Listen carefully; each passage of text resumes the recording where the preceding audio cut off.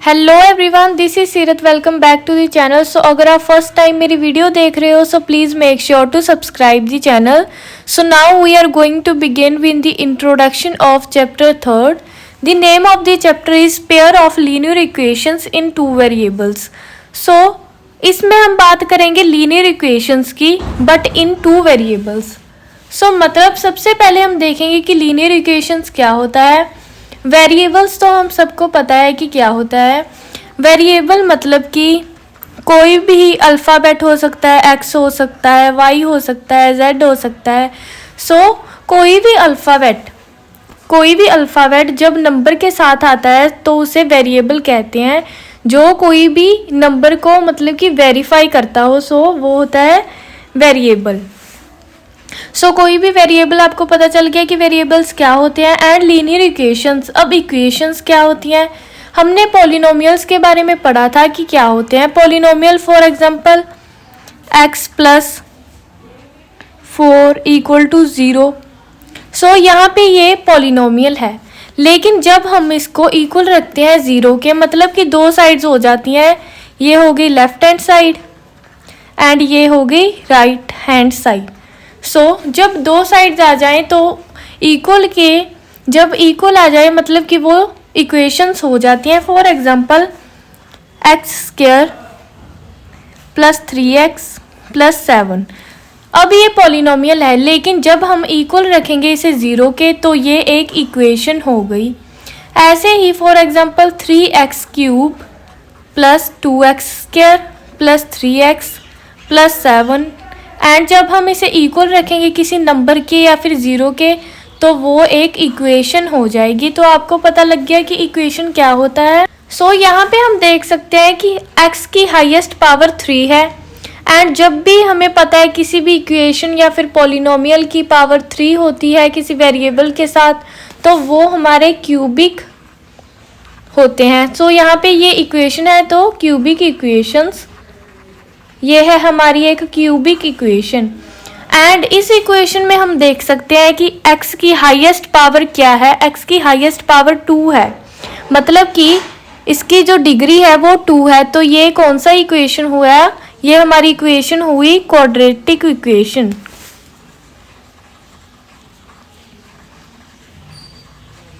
सो जिसकी highest power 1 हो वो कौन सी होती है? वो हम होती है हमारी लीनियर इक्वेशंस।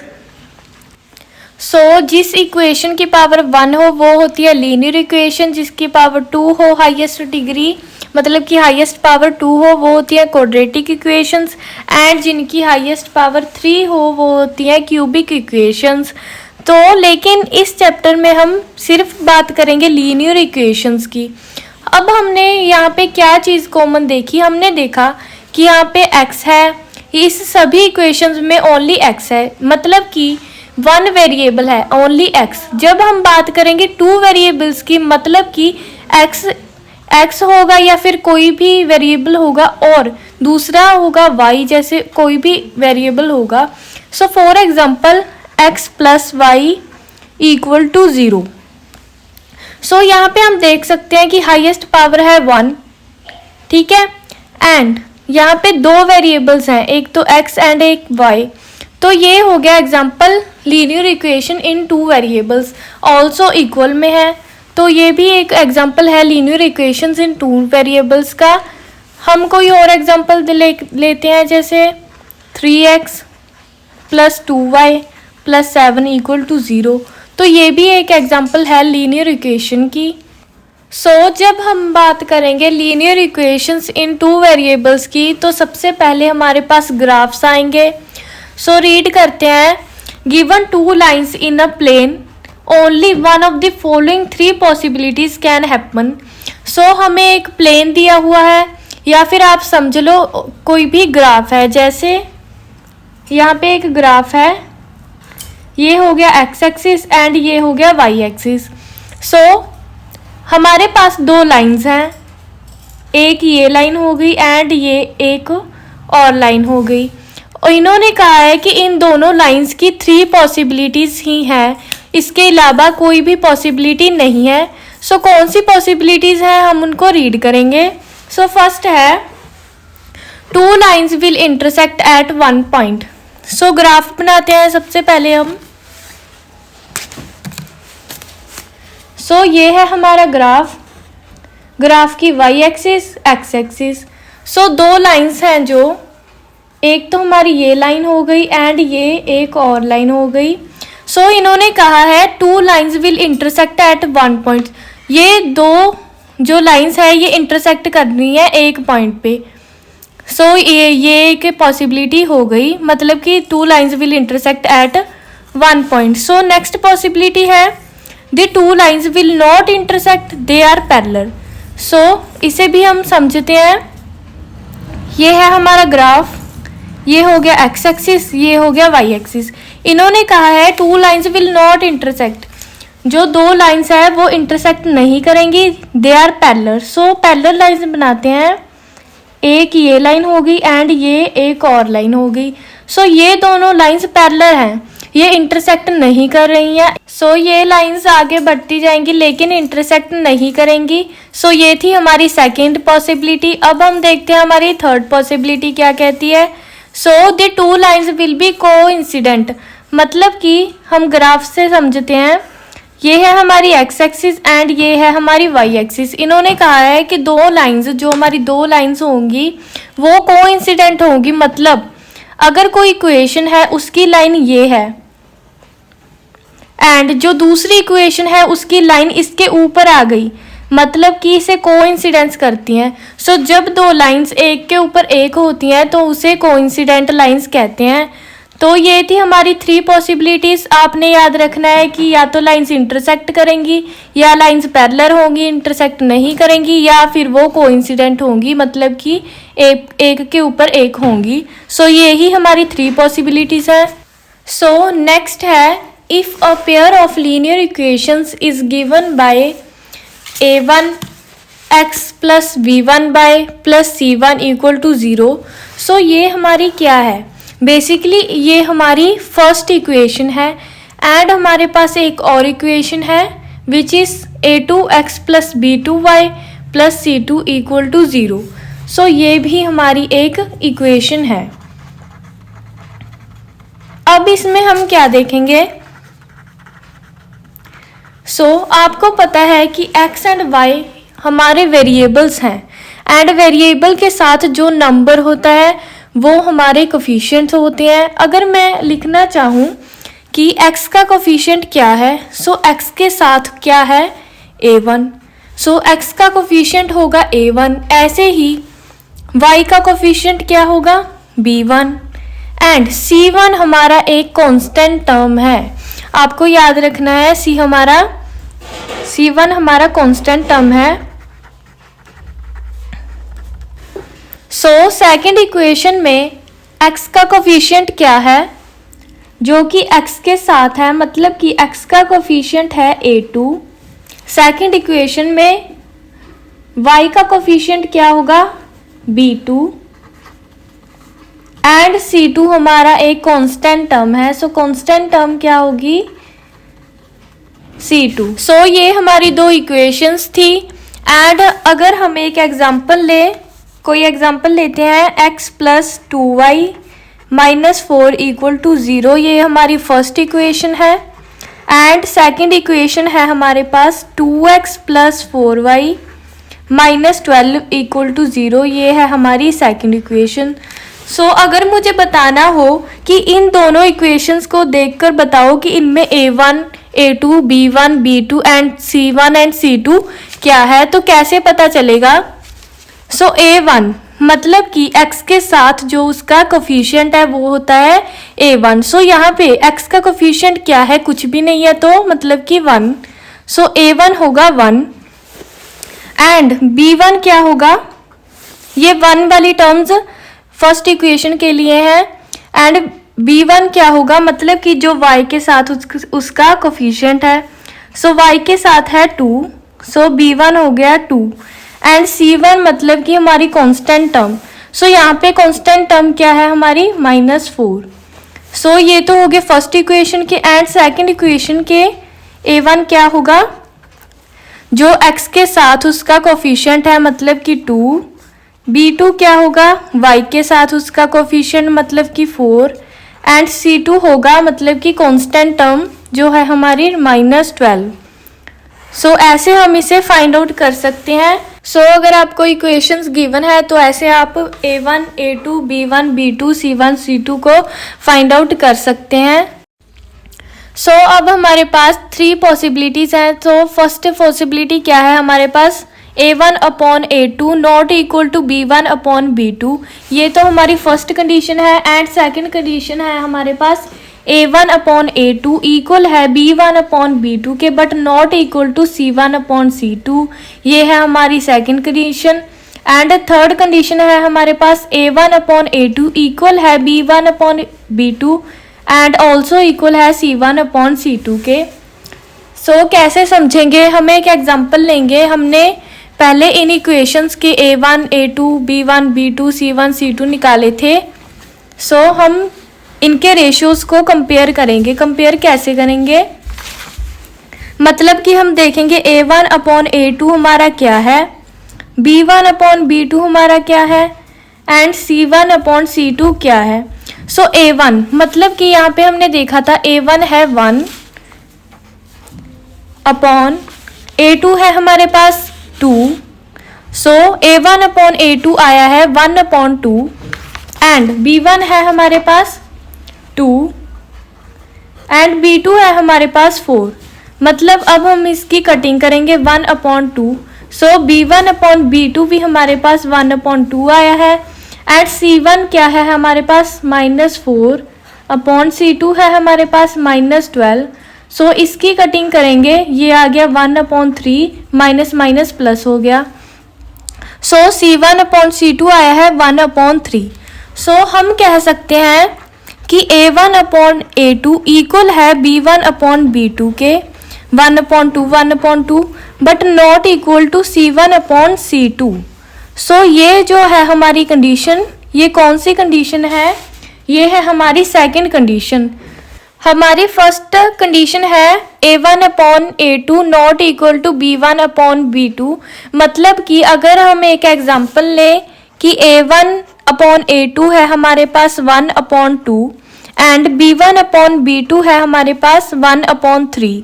सो ये दोनों अलग टर्म है एंड तो हम कह सकते हैं कि A1/A2 not equal to B1/B2। तो ये है हमारी फर्स्ट कंडीशन। सेकंड कंडीशन की हमने एग्जांपल कर ली एंड अब हम एग्जांपल देखेंगे थर्ड कंडीशन की। सो थर्ड कंडीशन में हम लेते हैं A1/A2 इक्वल है 1/2 के एंड B1/B2 है हमारे पास 3/6। इसकी कटिंग करेंगे, ये आ गया 1/2। सो B1/B2 है हमारे पास 1/2 एंड C1/C2 हम लेते हैं 4/8। इसकी कटिंग करेंगे, ये फिर से 1/2 आ गया। सो हम कह सकते हैं कि A1/A2 इक्वल है B1/B2 के एंड ऑल्सो इक्वल है C1/C2 के। सो ये है हमारी थर्ड कंडीशन। सो अब हमारे पास फर्स्ट कंडीशन है A1/A2 not equal to B1/B2।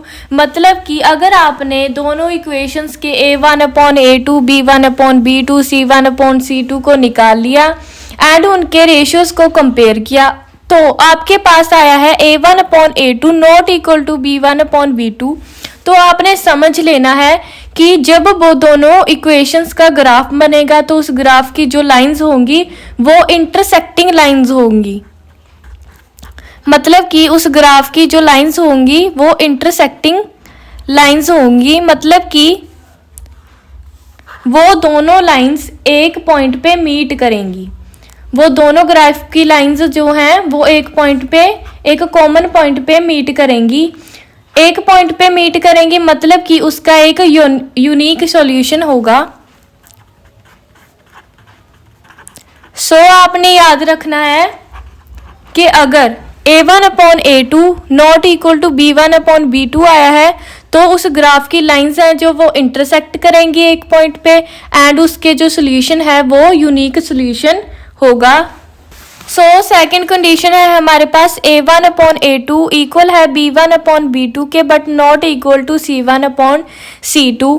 अगर आपके पास इन रेशियोज को कंपेयर करके ये जो कंडीशन है वो आए तो आप समझ लेना कि वो जो ग्राफ होगा उसकी लाइंस हैं जो वो पैरेलल होंगी। मतलब कि ये है हमारी y एक्सिस एंड ये है हमारी x एक्सिस। सो जब हम एक इक्वेशन की जो लाइन ड्रॉ करेंगे वो ऐसी होगी एंड दूसरी इक्वेशन की लाइन ऐसी ही होंगी। मतलब कि वो पैरेलल होंगी, कहीं भी मीट नहीं करेंगी, एक कॉमन पॉइंट पे कभी भी मीट नहीं करेंगी।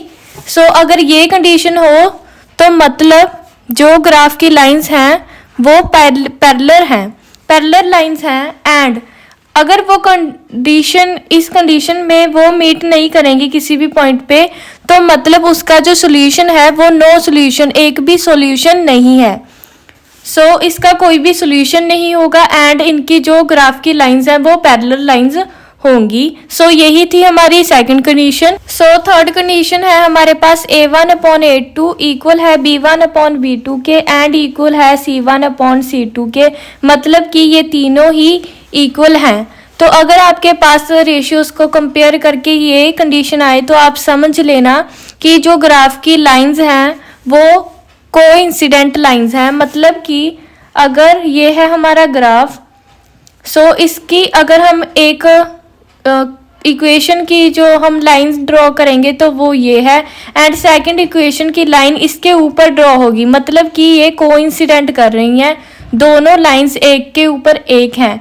सो मतलब कि कोइंसिडेंट लाइंस होंगी। तो हम कह सकते हैं कि अगर ये कंडीशन हो तो लाइंस क्या होंगी, कोइंसिडेंट लाइंस होगी एंड उनका जो सॉल्यूशन है वो मैनी सॉल्यूशंस होंगे। मतलब कि उनके सॉल्यूशन की कोई गिनती नहीं होगी, infinite many solutions.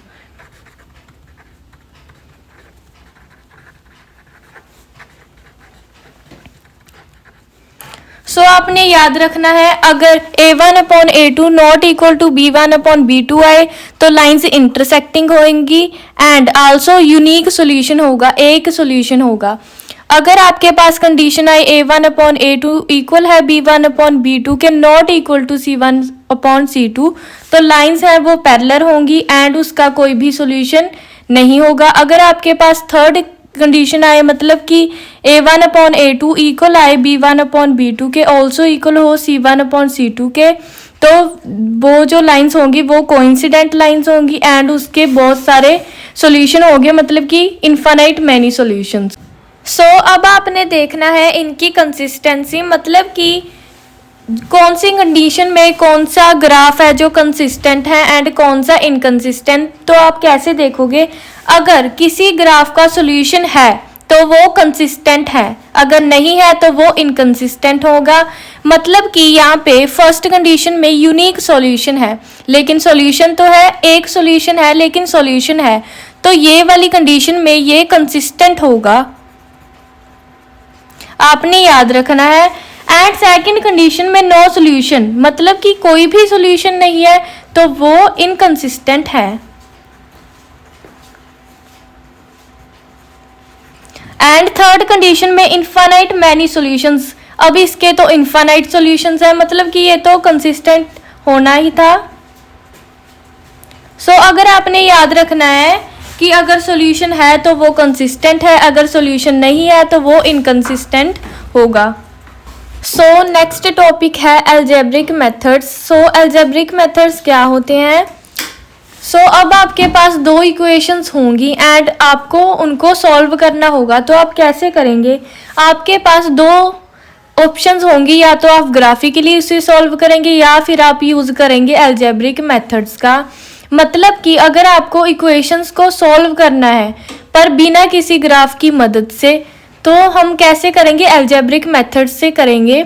Algebraic methods में पहला मेथड तो है substitution method and second method है elimination method. So next topic है सब्स्टिट्यूशन मेथड। अब सब्स्टिट्यूशन मेथड क्या होता है, सब्स्टिट्यूशन का मतलब सब्स्टिट्यूट करना। अगर आपके पास दो इक्वेशंस हैं एंड मान लो अगर आपने फर्स्ट इक्वेशन में से x की वैल्यू है कोई, उसको इस इक्वेशन में पुट करना है, तो आप कह सकते हैं कि हम x की वैल्यू को इस इक्वेशन में सब्स्टिट्यूट कर रहे हैं। सो कैसे करेंगे? इसे सॉल्व कैसे करेंगे? हम इसे सॉल्व करने के लिए हम पहले इन दोनों इक्वेशंस में से कोई भी इक्वेशन में से x की वैल्यू को निकाल लेंगे। ये है हमारी इक्वेशन 1 एंड ये है हमारी इक्वेशन 2। अब हम फर्स्ट इक्वेशन में से x की वैल्यू निकालेंगे। x माइनस 2y इक्वल है 8k। x इक्वल होगा 8, इधर माइनस 2y है, उधर जाके प्लस 2y हो जाएगा। Plus 2y। फर्स्ट इक्वेशन में से x की वैल्यू आई है 8 प्लस 2y।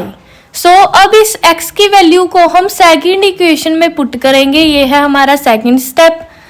नेक्स्ट क्या करेंगे? Put the value of x in equation 2। Equation 2 हमारे पास है x plus y equal to 5 और हमने x की वैल्यू निकाली थी 8 प्लस 2y एंड साथ में प्लस y इक्वल होगा 5k। इसे सॉल्व करेंगे एंड 2y प्लस y मतलब कि 3y and also plus plus plus equal होगा 5k। यहाँ पे रह गया 3y इक्वल होगा 5, इधर 8 प्लस में है, इधर 8 प्लस में है, उधर जाके माइनस में होगा। 8 माइनस 5 इज 3, लेकिन बड़े के साथ साइन माइनस का है तो -3। y इक्वल आ गया -3, इधर y के साथ 3 मल्टीप्लाई में है एंड उधर जाके डिवाइड में होगा। इसकी कटिंग हो गई 1, लेकिन साथ में माइनस है तो y की वैल्यू आ गई हमारे पास -1। अब हमारे पास -1 y की वैल्यू है, तो अब हम इस y की वैल्यू को पुट कर सकते हैं इक्वेशन 1 में एंड हमारे पास x की वैल्यू आ जाएगी। तो कैसे? अब हम करेंगे put the value of y in equation 1। Equation 1 है हमारे पास x minus 2y equal to 8 and y था हमारे पास -1। x माइनस 2 एंड y की वैल्यू थी -1 इक्वल हो गया 8k एंड x। ब्रैकेट में है तो मल्टीप्लाई करेंगे, 2 1 ज़ा 2, also plus plus and minus minus plus हो गया इक्वल होगा 8k। x आ गया 8, इधर प्लस का है 2, उधर जाके माइनस का होगा। x आ गया 6। इस सब्स्टिट्यूशन मेथड से हमारी x की वैल्यू आई है 6 एंड y की वैल्यू आई है -1। ये था हमारा सब्स्टिट्यूशन मेथड। नेक्स्ट है एलिमिनेशन मेथड। एलिमिनेशन का मतलब होता है एलिमिनेट करना, मतलब कि किसी भी टर्म को निकाल देना। जैसे हमारे पास ये दो इक्वेशंस हैं, इन दोनों इक्वेशंस में आप देख सकते हो कि दो वेरिएबल हैं, एक तो x एंड एक y। हमने कुछ ऐसा करना है, मल्टीप्लाई करना है, डिवाइड करना है, लेकिन कुछ ऐसा करना है जिससे कि या तो x वाली टर्म या फिर y वाली टर्म सेम हो जाए, ताकि आगे जाके हम उसे कट कर सकें, एलिमिनेट कर सकें। तो कैसे करेंगे? अगर मैं चाहती हूँ कि इन दोनों में से x वाली टर्म है जो सेम हो जाए, तो मैं कैसे करूँगी? यहाँ पे अगर मैं 3x plus y equal to 10 वाली इक्वेशन को मल्टीप्लाई कर दूं 4 से, तो क्या होगा? 4 इंटू 3 क्या होगा? 12। ये हमारा हो जाएगा 12x। एंड अगर मैं -4x माइनस 2y इक्वल 2 वाली इक्वेशन को मल्टीप्लाई कर दूं 3 से, 4 इंटू 3 क्या होगा? 12 एंड ऑल्सो x। ऐसे हमने देखा कि इन दोनों इक्वेशंस को 4 एंड 3 से मल्टीप्लाई करने पे हमारी जो x वाली टर्म है वो सेम हो गई। अगर हमने y वाली टर्म को सेम करना है तो मैं क्या करूँगी? फर्स्ट इक्वेशन है 3x plus y equal to 10। इस पूरी इक्वेशन को मैं 2 से मल्टीप्लाई कर दूंगी। अगर मैं इसे 2 से मल्टीप्लाई करूंगी तो यहाँ पे 2y हो जाएगा, मतलब कि इसको मल्टीप्लाई करते हैं 3 2 ज़ा 6x plus 2y, 2 into y is 2y equal हो जाएगा 10 इंटू 2 इक्वल टू 20। ये है हमारी इक्वेशन। इस इक्वेशन को मैं नाम देती हूँ थर्ड इक्वेशन। ऐसे यहाँ पे हमने क्या देखा? 2 से मल्टीप्लाई करने पे हमारे पास आया है 2y and also second equation में तो 2y ऑलरेडी है, सो अब हम इसकी कटिंग कर सकते हैं। तो मैं क्या करूंगी, सॉल्विंग इक्वेशन 3 एंड इक्वेशन 2। सो मैं इस थर्ड वाली इक्वेशन को 2 वाली इक्वेशन से सॉल्व करूंगी। सो कैसे करूंगी, सो थर्ड इक्वेशन है 6x plus 2y equal to 20। Second equation है -4x minus 2y equal to 2।